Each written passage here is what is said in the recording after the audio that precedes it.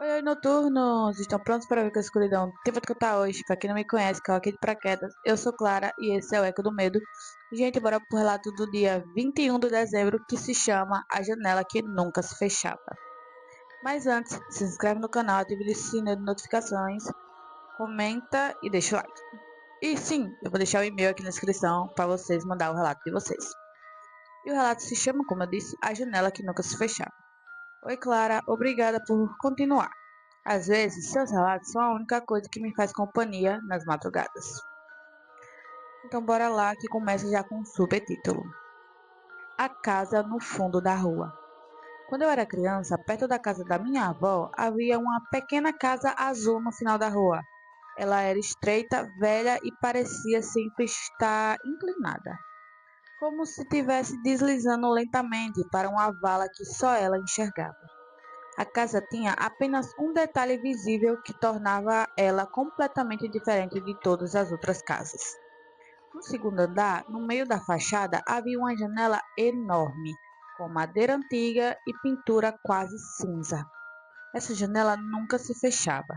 Chovesse, ventasse, fizesse sol, tempestade, madrugada ou feriado. Ela sempre permanecia aberta, com as cortinas levemente balançando, como se algo ou alguém estivesse respirando atrás delas, no caso.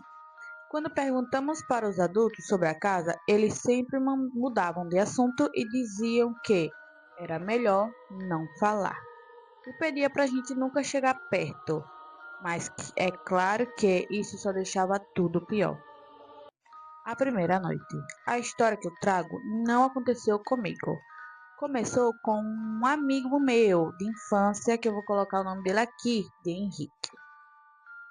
O Henrique, ele sempre foi curioso demais para o próprio bem. Numa noite de férias, quando tínhamos uns 14 anos, o Henrique me chamou no portão e disse: Vamos ver a casa da janela aberta? Eu, obviamente, disse que não.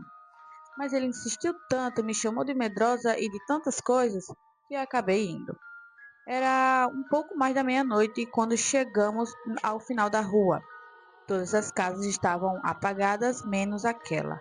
A luz da sala do andar de baixo estava acesa, amarelada, fraca, como uma lamparina prestes a morrer. Mas o que realmente chamou a nossa atenção foi a janela lá em cima. As cortinas tremulavam lentamente, como se alguém tivesse acabado de passar por trás delas. Henrique sorriu, achando aquilo incrível, e eu só senti um nó na minha garganta. Alguém mora aí?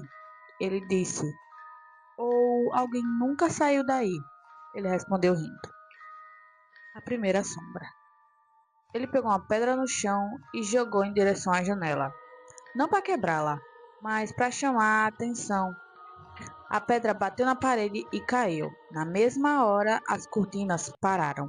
Congelaram no ar, como se o vento tivesse sido arrancado do mundo.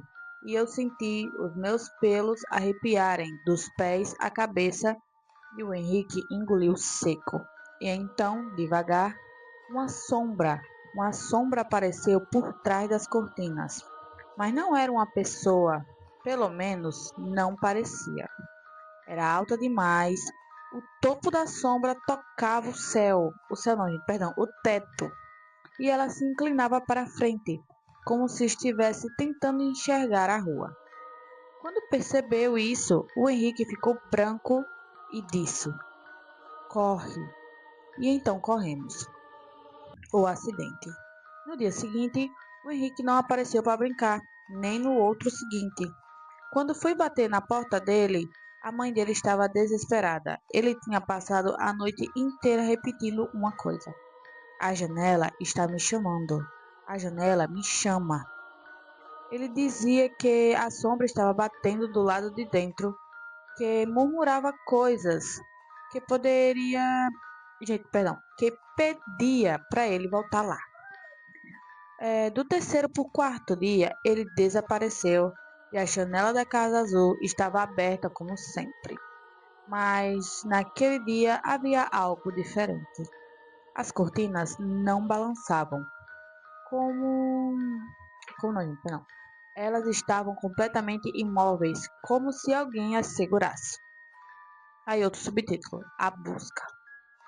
A rua inteira se mobilizou. Os bombeiros arrombaram a casa e no terreno tudo estava em perfeito estado, mesmo depois de tantos anos sem ninguém morando lá.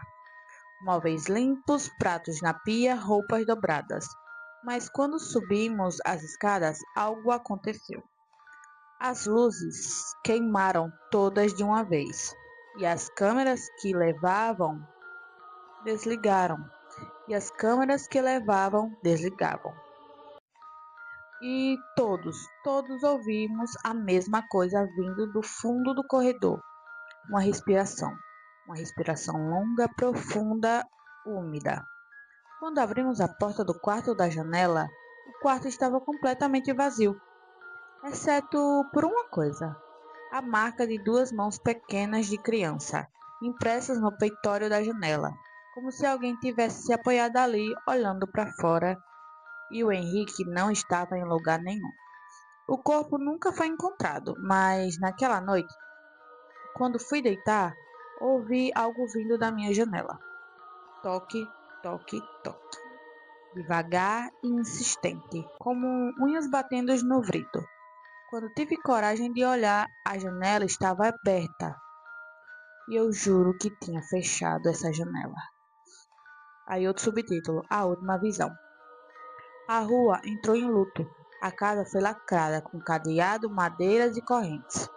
Mas dizem que em algumas noites, se você olhar da esquina, a janela lá em cima continua aberta. E alguém, uma sombra alta demais para ser humana, aparece se movendo de trás das cortinas. Eu nunca mais cheguei perto, mas às vezes de madrugada, quando acordo assustada, acho que vejo uma sombra parada na minha própria janela. As cortinas balançam sem vento e parece que alguém murmura meu nome, devagar, sonolento, como se estivesse esperando eu voltar. E Clara, obrigada por contar essa história. Mesmo morrendo de medo, eu nunca mais me senti sozinha quando eu te escuto. Então, gente, o relato foi esse. Espero que vocês tenham gostado. E se gostou, eu espero que você se inscreva no canal, ative o sininho de notificações, curta, comente e compartilhe. E eu vou deixar o e-mail aqui na descrição para você mandar o seu relato. E eu sou Clara e esse foi mais um Sussurro na Escuridão. E até o próximo vídeo.